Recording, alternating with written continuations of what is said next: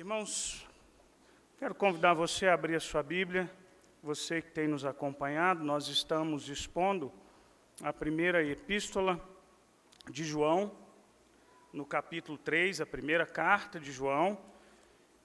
E nós paramos semana passada, domingo passado, no versículo 18. E eu quero convidar você para abrir a sua Bíblia e a gente ouvir o que diz a palavra do Senhor no versículo 19, até o versículo 24, tá bom? Primeira carta de João, capítulo 3, versículo 19 ao 24.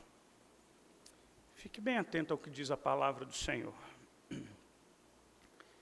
E nisto conhecemos que somos da verdade, bem como perante Ele tranquilizaremos o nosso coração.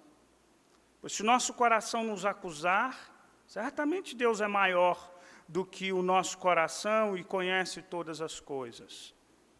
Amados, se o coração não nos acusar, temos confiança diante de Deus. E aquilo que pedimos dele, recebemos, porque guardamos os seus mandamentos e fazemos diante dele o que lhe é agradável. Ora, o seu mandamento é esse, que creiamos em o nome do seu Filho Jesus Cristo e nos amemos uns aos outros, segundo o mandamento que nos ordenou. E aquele que guarda os seus mandamentos permanece em Deus e Deus nele. E nisto conhecemos que ele permanece em nós pelo Espírito que nos deu. Vamos orar, por favor. Me acompanhe, feche os seus olhos, vamos orar ao Senhor. Pai querido, nós adentramos a tua casa hoje à noite e o Senhor conhece a motivação de cada coração. Há pessoas aqui desejosas de ouvirem a tua voz, outros possivelmente estão aqui porque estão acostumados a estar.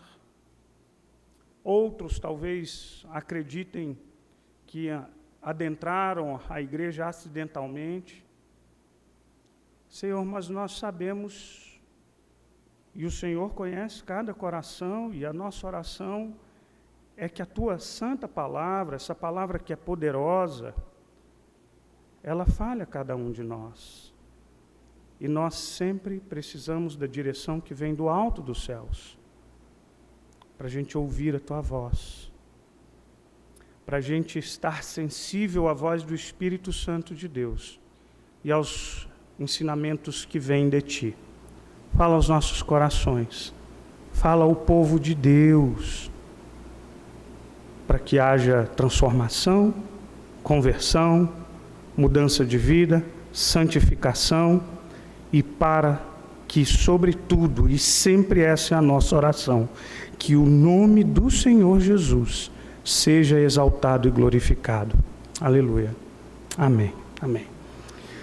Irmãos, nos dias de hoje, não no dia de hoje, se você fizer aí uma enquete, sair aí fora e perguntar, fizer a seguinte pergunta: você é cristão?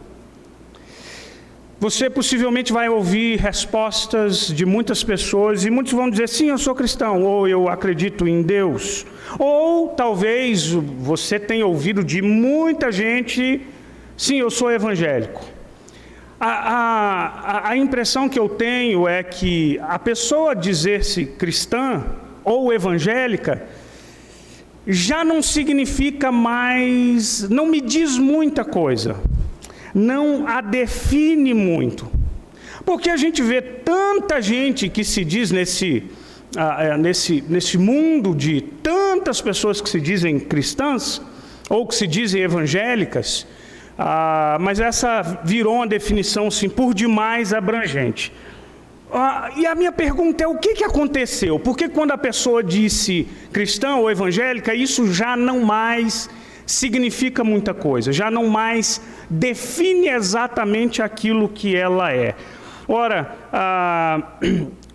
esperava-se que quando uma pessoa se torna cristã, a gente pressupõe que ela se torne um seguidor de Cristo, alguém que é orientado pelo Evangelho. E é curioso a gente pensar que há tempos atrás era o termo que nos definia. Agora é a gente que define o termo. Porque ser cristão ou ser evangélico passou a ser aquilo que a gente quer que seja. E aí, de novo, no meio desse grande espectro desse mundo evangélico, você vai encontrar de tudo. Um exemplo dessa mudança que a gente acaba fazendo nos termos, a gente acaba adaptando o nosso cristianismo àquilo que a gente quer que ele seja. O David Powlison, um conselheiro cristão muito conhecido, falecido há pouco tempo, ele escreveu um artigo chamado O Evangelho Terapêutico, e ele cita um trecho do famoso livro de Dostoiévski, o livro chamado Os Irmãos Karamazov. E há um capítulo do livro chamado O Inquisidor. E olha que genialidade de Dostoiévski, ele imagina Jesus voltando aqui na Espanha do século XVI, e quando Jesus vem a essa Espanha do século XVI, Jesus não foi muito bem recebido pelas autoridades da igreja, a turma não gostou muito de quem Jesus era, não. E aí, o cardeal de Sevilha, que era chefe da Inquisição, leva Jesus preso e o condena à morte. Por quê? Porque a igreja havia mudado de rumo.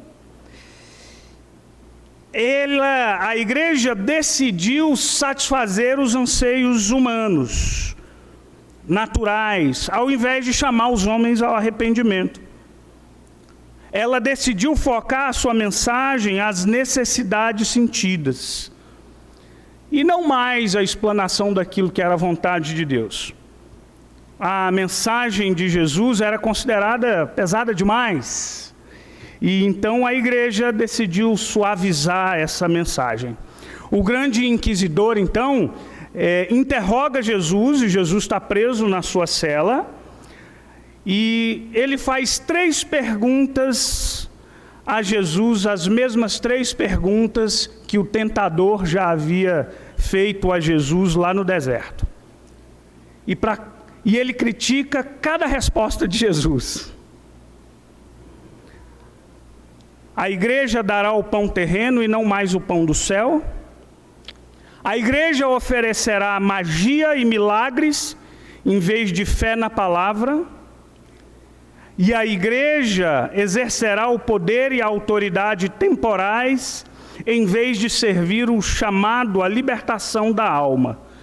E o inquisidor, então, no fim da sua conversa, na sentença de condenação a Jesus, olha para Jesus e diz: nós corrigimos o seu trabalho. A gente adapta. Eu acho que é tão profética essa ficção e esse evento imaginado por Dostoiévski.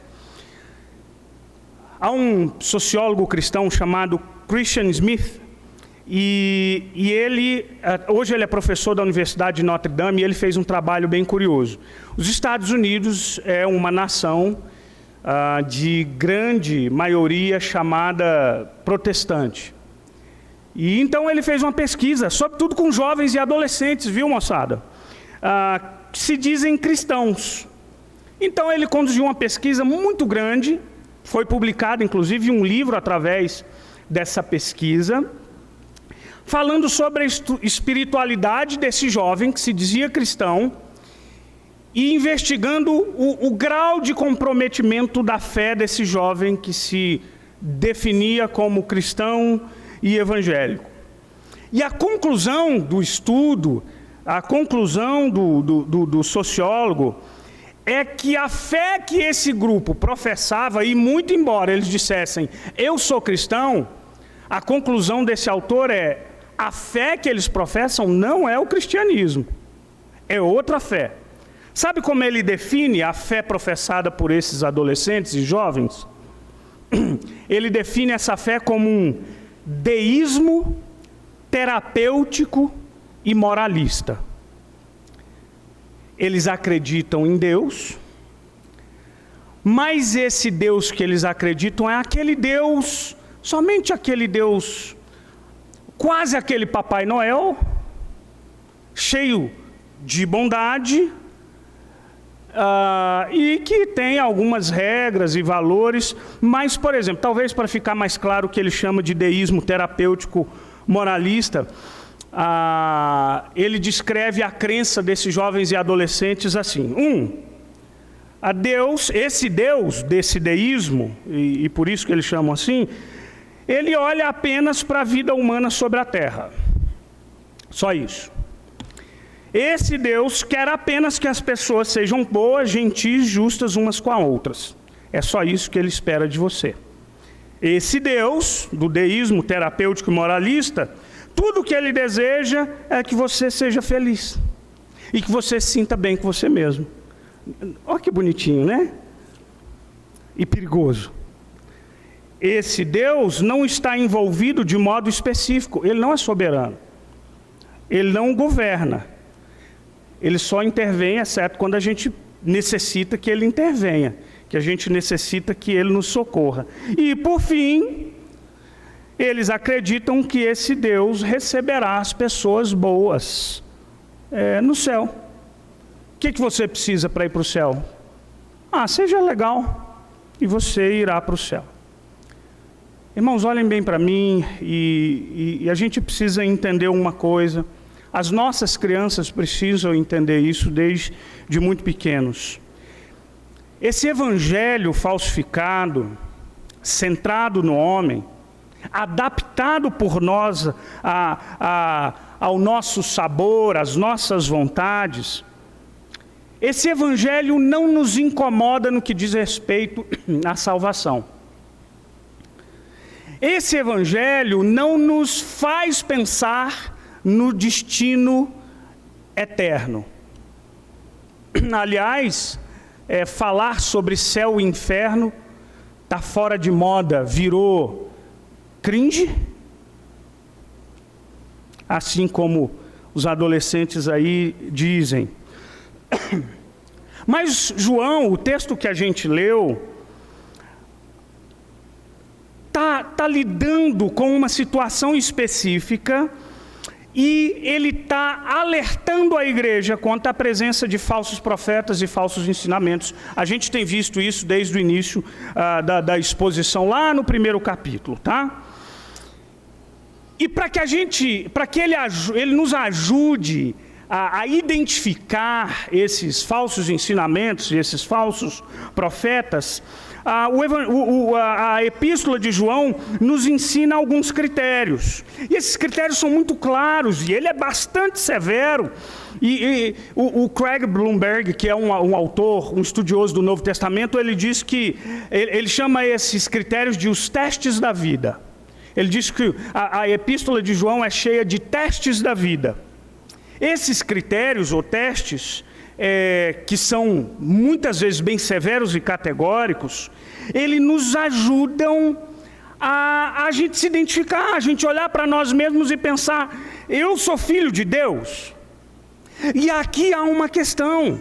É bem possível que a essa altura do campeonato, se você ler atentamente a mensagem de João, é bem possível que talvez você se faça a pergunta: meu Deus, será que eu sou salvo? Essa é a pergunta que João quer responder para mim e para você. Essa é a pergunta. A pergunta é: como eu posso ter certeza da salvação? A gente parou de fazer essa pergunta. Você se incomoda com isso? Ou em algum momento isso incomoda o seu coração? Aí eu me pergunto se por duas razões talvez não seja. Uma delas porque você tem a plena convicção da sua salvação, e eu louvo a Deus por isso, se isso acontece no seu coração. Mas eu ficaria muito preocupado se esse destino eterno não te incomodasse de forma nenhuma, porque você nem acredita nesse destino. Porque você nem acha que existe céu e inferno. Essa é a pergunta que eu quero responder para nós. é bom a gente avaliar essa vida, é bom eu e você olharmos para nós mesmos, e eu quero olhar para você de que forma o apóstolo João nos ensina e nos dá alguns critérios para a gente responder a essa pergunta. Como eu posso ter certeza da salvação? Primeiro, pela confirmação das nossas ações. E eu vou começar por aquilo que afirma o versículo 19, e depois lá o versículo 24, que é uma afirmação bem óbvia. Dá uma olhada comigo, vai lá com a sua Bíblia, para o versículo 19. E nisto conheceremos que somos da verdade. A pergunta é, nisto o quê? Irmãos, se você lembrar dos versículos anteriores, João vem falando, e não só dos versículos anteriores, olhe para todos os capítulos que antecederam até esse momento, e nisto conhecemos que somos da verdade. Nisto o quê? No fato de que nós amamos os nossos irmãos, no fato de que nós socorremos uns aos outros nas necessidades materiais, no fato de que nós não vivemos na prática do pecado, embora a gente peque, isso é fato, mas a gente não vive, a gente não habita, a gente não tem o pecado como o nosso modo de vida, o nosso modus operandi. No fato de que tentamos andar como Jesus andou. Percebe que eu estou falando de critérios bem práticos que João colocou até agora? Você precisa fazer essa pergunta para você. Eu amo a Deus? Deixa eu olhar para as minhas ações. Eu obedeço os mandamentos de Deus, eu ando como Jesus andou, eu amo ao meu próximo, eu sigo os mandamentos do Senhor. Ora, João reafirma esse critério lá no versículo 23 e 24. Ele diz, o seu mandamento é esse, que creiamos no seu nome e amemos uns aos outros, segundo o mandamento que nos ordenou. Versículo 24, e aquele que guarda os meus mandamentos permanece em Deus e Deus nele. Portanto, esse primeiro critério é um critério extremamente prático, tá? E aí eu tenho sempre falado e ressaltado isso, que não são as minhas ações ou as minhas obras que me garantem a salvação, mas elas são uma grande evidência de que eu sou salvo, porque eu tenho um coração regenerado, porque as minhas atitudes, elas precisam representar aquilo que eu tenho de dentro do meu coração, porque a vereda de fora é determinada pela vereda de dentro. Os meus pés vão andar nos caminhos que o meu coração determinarem. É isso. O Filho de Deus age como Filho de Deus. A nova criatura vive como nova criatura. Aquele que é nascido do Espírito precisa manifestar os frutos do Espírito. É lógico. A conclusão precisa ser imediata. Ora, a gente vai encontrar na Bíblia uma enormidade de textos que confirmam o que João está dizendo.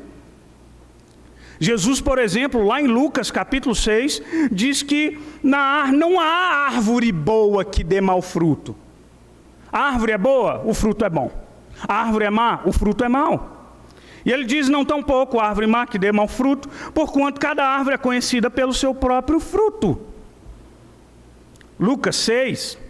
Paulo, em Gálatas capítulo 5, lembra quando Paulo fala das obras da carne e dos frutos do Espírito?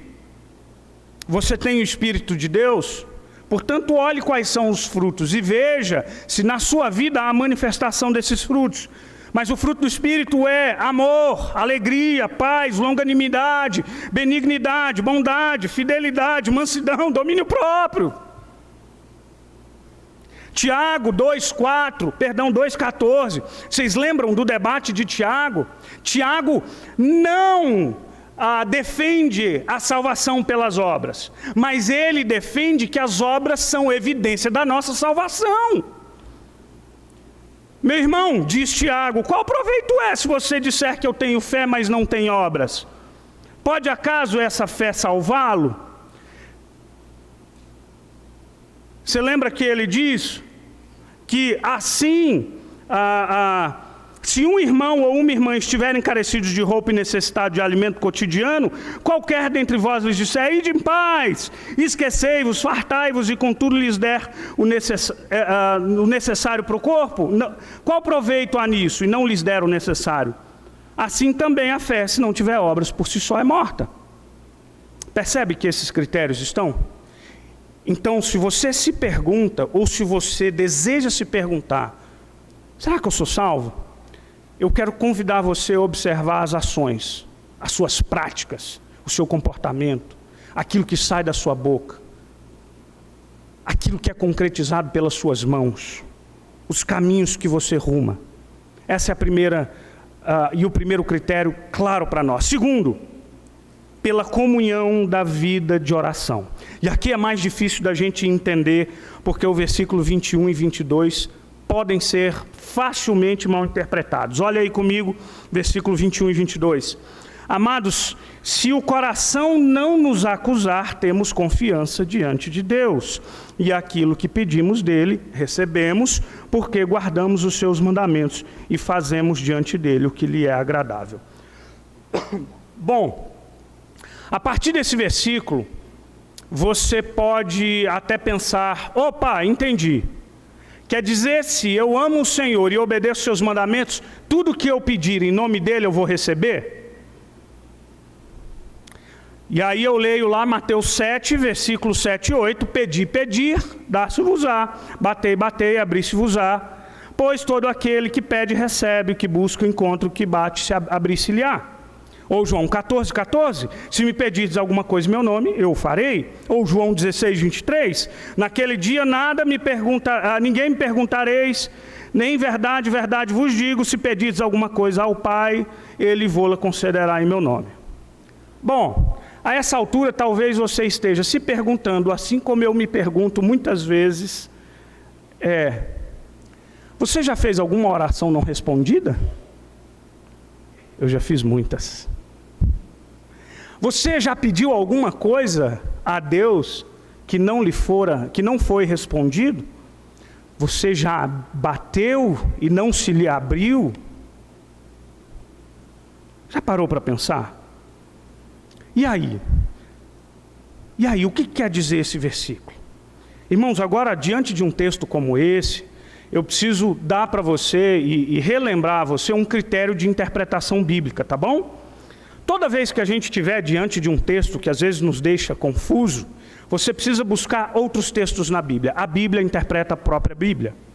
E eu sugiro a você, leia os versículos anteriores e posteriores, leia os capítulos anteriores e posteriores, veja o que esse mesmo autor diz em outras ocasiões, veja o que os outros livros da Bíblia e do Novo Testamento dizem, veja o que o Antigo Testamento diz. Será que é isso que ele está dizendo? Se você é crente, você vai pedir, você vai receber?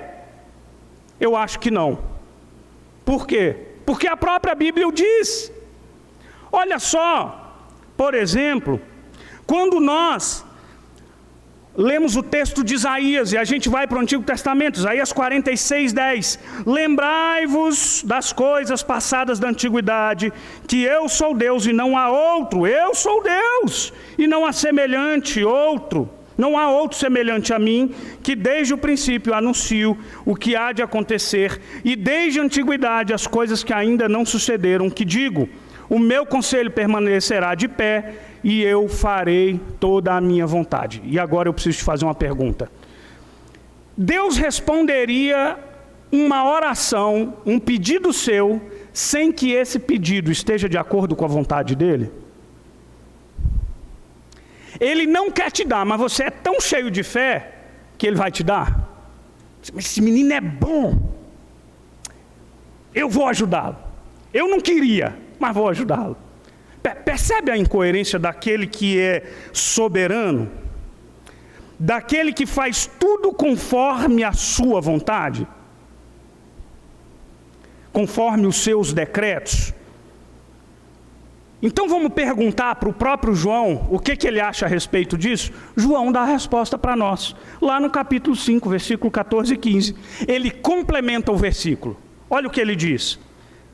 E esta é a confiança que temos para com ele, que se pedimos alguma coisa, olha aí na sua Bíblia, Segundo o que, gente?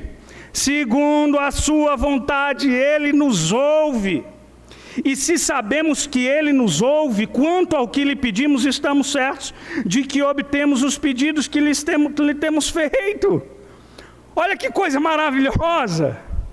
Sim, preste atenção, irmãos, e por favor não me tomem por um incrédulo, de jeito nenhum, porque Deus é Deus soberano, todo-poderoso, que fez milagres ontem, que faz milagres hoje, fará amanhã, e enquanto Ele for Deus, Ele faz o que quer.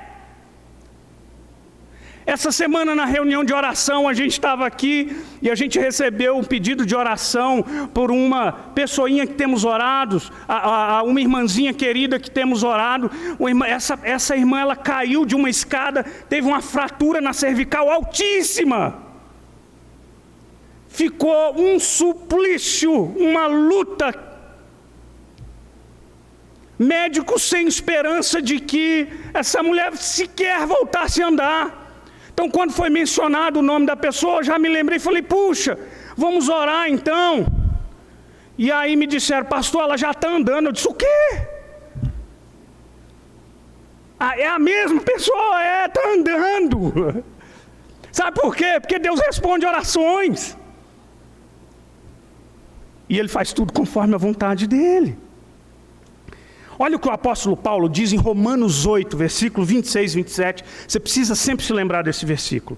Também o Espírito semelhantemente nos assiste em nossa fraqueza, porque nós não sabemos orar como convém, mas o mesmo Espírito intercede por nós, sobremaneira com gemidos inexprimíveis, e diz a Bíblia, e aquele que sonda os corações sabe qual é a mente do Espírito, porque é segundo a vontade de Deus que Ele intercede pelos santos.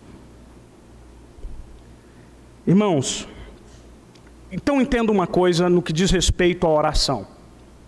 Não é a sua lista de respostas de oração atendidas que evidenciam que você é salvo e um filho de Deus. O que evidencia e que aponta que você tem um coração regenerado é o fato de que o seu coração é movido em direção ao Pai e tem alegria e prazer de falar com Ele em oração. Porque quem é filho de Deus tem prazer de estar com Ele. Precisa entender a alegria, o privilégio e o deleite que é a gente chegar junto ao trono da graça, conforme a linguagem de Hebreus, e a gente clamar por graça, socorro, para a ocasião oportuna. Sabe uma coisa que é muito interessante da gente pensar? Quanto mais perto de Deus nós estivermos, tanto mais o nosso coração estará sintonizado com a vontade de Deus. Mais os nossos pedidos estarão de acordo com a vontade dEle. E quanto mais os nossos pedidos estiverem de acordo com a sua vontade, mais respostas de oração nós teremos. O que evidencia, então, repito, de que a sua vida e o seu coração é regenerado e você é um filho de Deus, não é o fato de que você pede e recebe, mas a sua comunhão com Deus, que sintoniza o seu coração, as batidas do seu coração ao do Pai. O fato de que o nosso desejo de estar na presença dEle. E é por isso que a Bíblia diz, muito pode por sua eficácia a oração de quem? Do justo. Porque o justo conhece a Deus, o justo ama a Deus, e o justo tem um coração amoldado pela vontade de Deus. Você tem dúvidas sobre a sua salvação? A minha pergunta para você é: o seu coração pulsa na mesma pulsação daquele que te regenerou? O seu coração se sente inclinado com muita sede e vontade, falar com Deus? Ou você recorre a Ele tão somente mecanicamente? Olhe para a sua vida de oração, porque ela apontará para essa evidência. Evidenciará que você é salvo ou evidenciará o contrário. Terceiro, pela confiança em Cristo como único e suficiente Salvador. Terceiro critério, dá uma olhada comigo, versículo 23. Versículo 23, nós já lemos, ora, o mandamento é este, que creiamos em o nome do seu Filho, Jesus Cristo. Vocês lembram que no início eu falei sobre o chamado deísmo terapêutico e moralista? Então, muitas pessoas que se dizem cristãs não professam a mesma fé no mesmo Cristo que nós professamos. Ora, há muitos Cristos na cabeça de muita gente. Quem é o nosso Cristo? Quem é o nosso Jesus? O nosso Jesus é aquela figura revolucionária, tão somente que veio para virar esse mundo de cabeça para baixo? O nosso Cristo é o mesmo Cristo do Allan Kardec, um ser iluminado? O nosso Cristo é o mesmo Cristo do islamismo, um profeta? Quem é o Cristo que você serve e o Cristo que você professa? Esse Cristo genérico, da fé popular, esse Cristo é o Cristo da reprodução das nossas imaginações e das nossas vontades, dos nossos desejos. Olha que frase maravilhosa do Richard Niebuhr, um sociólogo cristão. Ele diz assim: um Deus sem ira levou o homem sem pecado para um reino sem julgamento, através de ministrações de um Cristo sem uma cruz. Olha para a palavra de Deus, para você entender de qual Cristo nós estamos falando. A gente está falando que a fé genuína, a fé cristã genuína, ela está fundamentada no Cristo, que é o Filho de Deus encarnado, que é o Cordeiro de Deus que tira o pecado do mundo. O único Salvador, porque só Ele é caminho, verdade e vida. O Cristo em quem todas as coisas foram criadas. O Cristo que é a exata expressão de Deus Pai. O Cristo que é a luz do mundo, a água e o pão da vida. O supremo pastor, o maravilhoso conselheiro, o príncipe da paz. Esse é o Cristo de Deus a quem nós servimos e anunciamos. Só esse Cristo salva.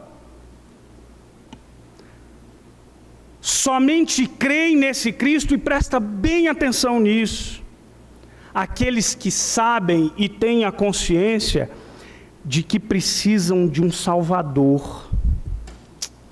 Você sabe qual é normalmente a dinâmica que opera em nossos corações quando nós dizemos: eu não preciso desse Jesus?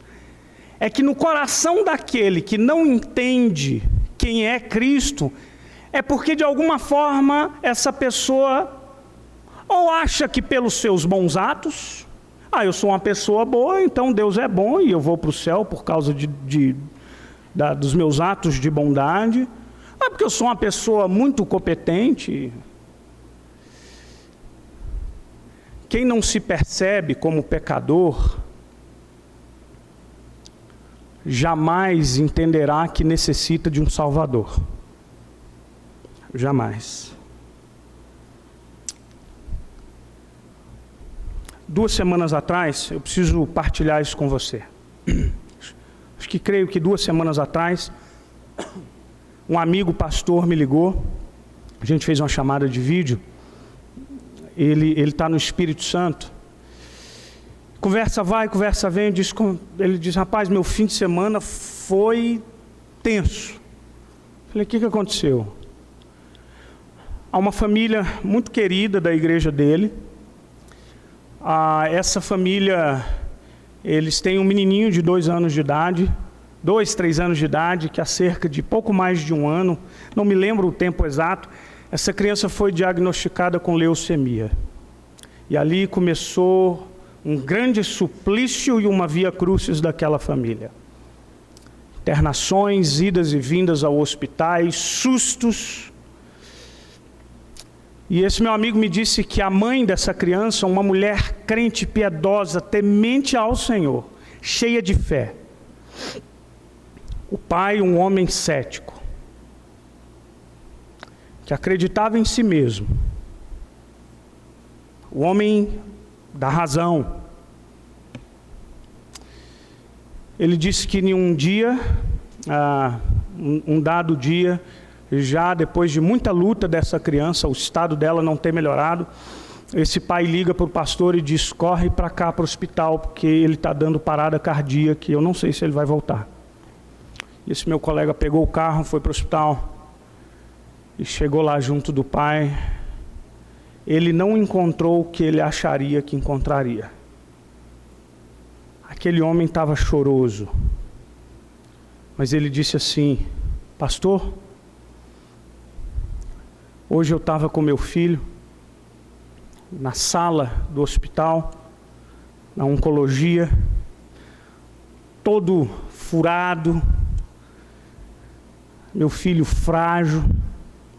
Eu olhei para ele, ele disse: aquele lugar é o lugar onde o sofrimento transita. Eu fui para a janela do hospital, olhei para fora e eu briguei com Deus. Não pode existir um Deus assim. Isso não é justo com aquela criança.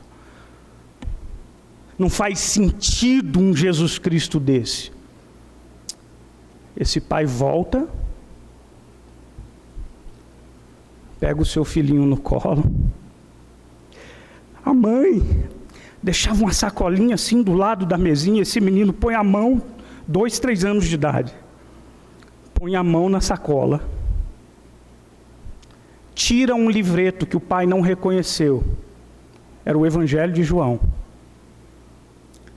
pega o dedo indicador do papai e coloca em cima de um capítulo de João 20, 27 e 28. Sabe o que diz o texto? Jesus conversando com Tomé, e Tomé dizendo: eu só crerei nele se eu tocar nas suas feridas, no seu lado. E aí Jesus aparece para ele e diz: Tomé, não duvide, seja crente. E aí Tomé cai aos pés do seu Senhor, dizendo: Senhor meu e Deus meu. Sabe o que aconteceu com esse pai? O mesmo que aconteceu com Tomé. Acabou toda a sua incredulidade no momento de maior dor. Sabe o que ele entendeu? Que ele não é inteligente, forte, esperto, rico o suficiente para dar conta da sua própria vida, muito menos a do seu filho. Ele se rendeu naquele exato momento à suficiência do Salvador Jesus Cristo de Nazaré. E no lindo testemunho da esposa, a mulher consolada, ela diz: eu estou muito triste, claro, sentindo falta do meu filho.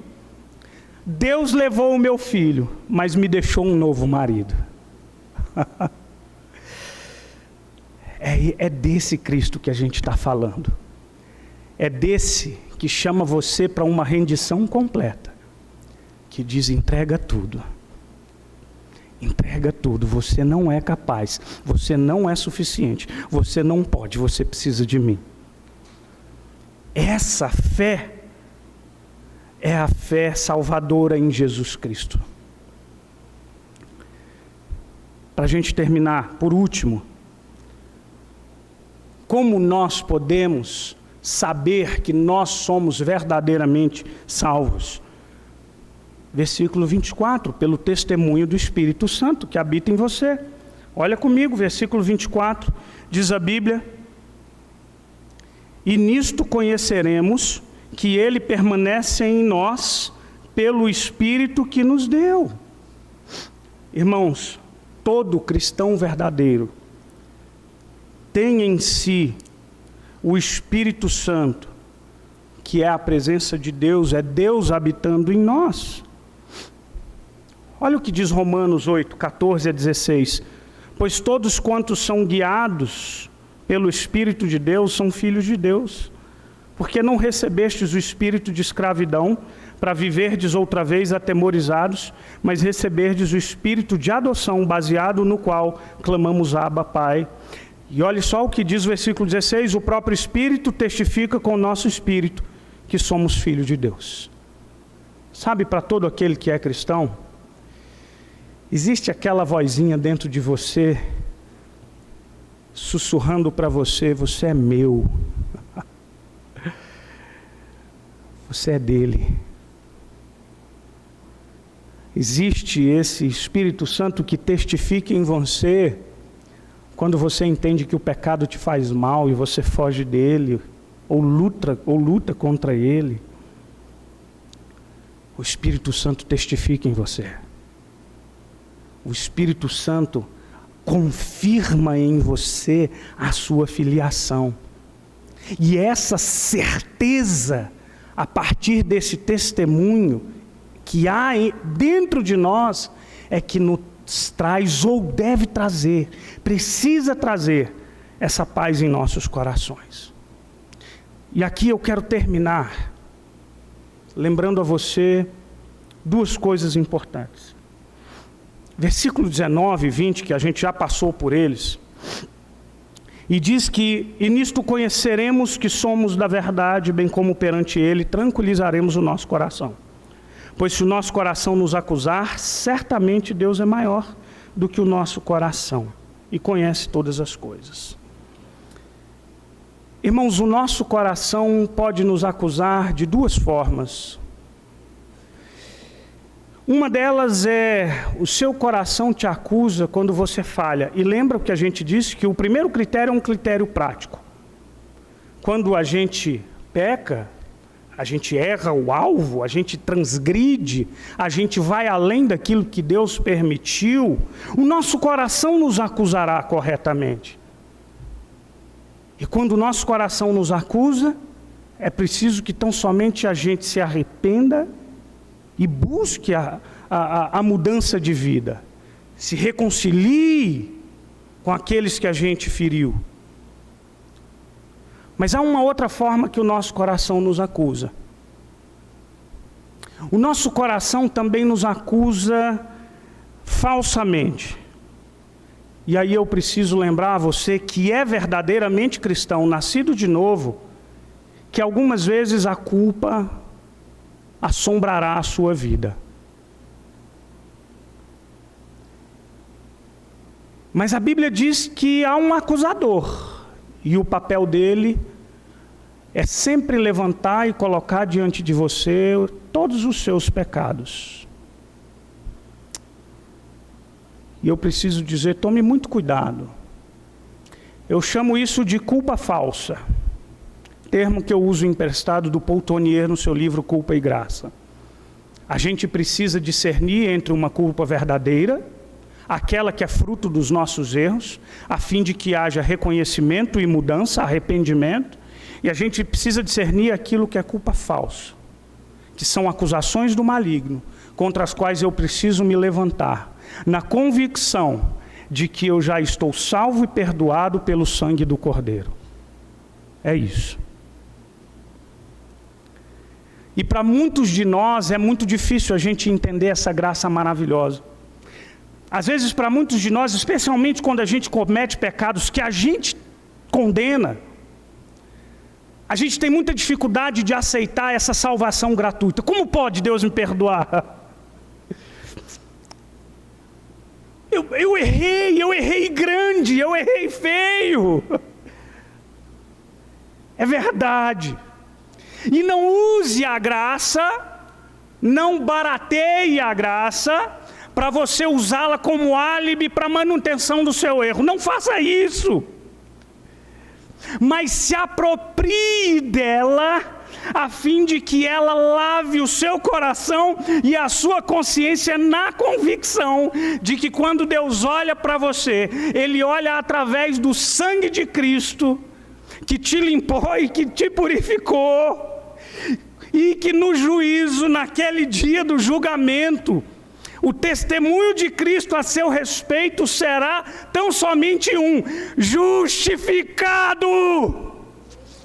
Ele errou, ele pecou, ele falhou, ele mentiu, ele rompeu com os mandamentos do Senhor, mas o meu sangue foi derramado sobre ele, o alcançou, o lavou de cima a baixo, e o veredito só pode ser um: justificado no sangue de Jesus. Quem é que ousará levantar acusação contra os eleitos de Deus? Nem morte, nem vida, nem principado, nem potestade, nem forças nenhuma desta vida ou da vida do porvir poderão arrancar você das mãos daquele que já te salvou. Isso é graça, e é graça maravilhosa que tem que ser celebrada por nós, com alegria, com gratidão e desejo da gente ser crente melhor, porque esse amor foi grande demais. Você consegue se apropriar dessa graça? Não como desculpa, mas como o amor de Deus derramado sobre a sua vida. Irmãos queridos, aqui eu encerro, porque muitos de nós, às vezes, têm essa luta e essa dificuldade. Levantar essa pergunta para o seu coração: será que eu sou salvo? Pode ser uma boa pergunta, para te levar a corrigir os rumos, mas não para encher você, filho de Deus, de pesar, de medo, não.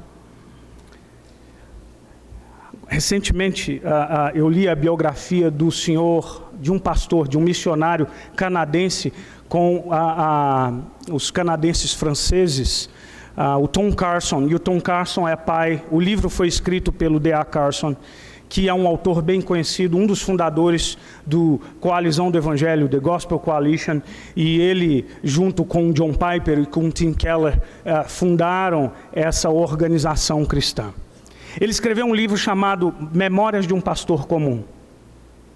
E ele conta, sabe uma coisa interessante? Que o pai dele tinha o pai dele era um homem muito severo consigo, e sofria demais por essa severidade. Era aquele homem que no fundo tinha a sensação de que não importa o que ele fizesse, nunca tinha sido suficiente ter sido feito. E ele diz o quanto o pai dele sofreu por isso. E lembrava que o pai dele precisava tantas vezes se lembrar dessa graça que ele tanto pregava. No dia da morte desse senhor, desse pastor comum, ele escreve assim, descreve o dia da morte do seu pai, abre aspas: Tom Carson nunca subiu muito nas estruturas denominacionais, mas centenas de pessoas testificam o quanto ele os amava. Ele nunca escreveu o livro, mas amava o livro, a Bíblia. Ele nunca foi rico ou poderoso, mas continuava crescendo como um cristão. Ele não era um visionário que enxergava longe, mas ele aguardava ansiosamente a eternidade. Ele não tinha um dom de administração, mas os seus diários têm inúmeras anotações, banhadas a lágrimas de contrição.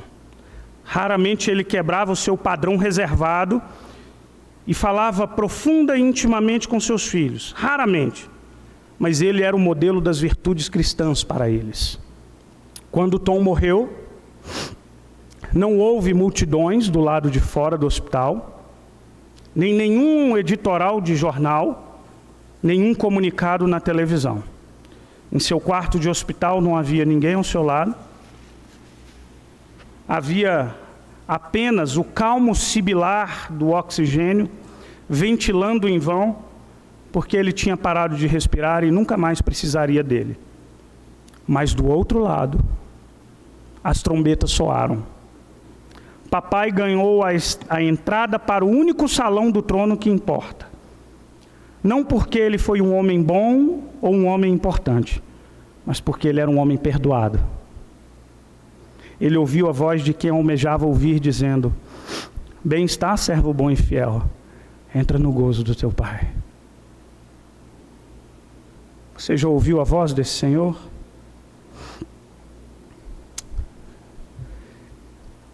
Você já se perguntou e tem essa plena certeza da salvação? Os critérios estão aqui. Se o teu coração te condena, analise o seu coração. Talvez ele precise de mudança. Se o seu coração te deixa em paz, celebre essa vida gratuita que você recebeu. Vamos orar ao Senhor. Pai querido, santo, amado, eterno,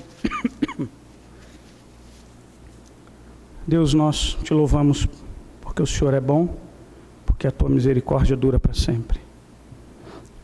Muito obrigado por teu cuidado, muito obrigado porque o Senhor nos justificou, nos lavou e nos remiu.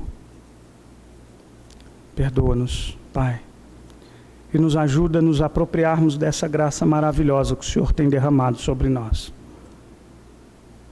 Aqueles que ainda precisam de salvação, cujos corações são resistentes, que eles se rendam perante o Senhor, nosso Deus e único Salvador, Jesus Cristo. Aqueles que estão convictos da sua salvação, que eles caminhem em correção, crescimento e graça, a fim de que o fruto da sua obediência ateste o fruto de um coração renovado e refeito pelo Pai. Olha para nós, olha para a Igreja de Jesus. Nós oramos em Ti, muito gratos por tão preciosa e bendita salvação. Amém. Amém.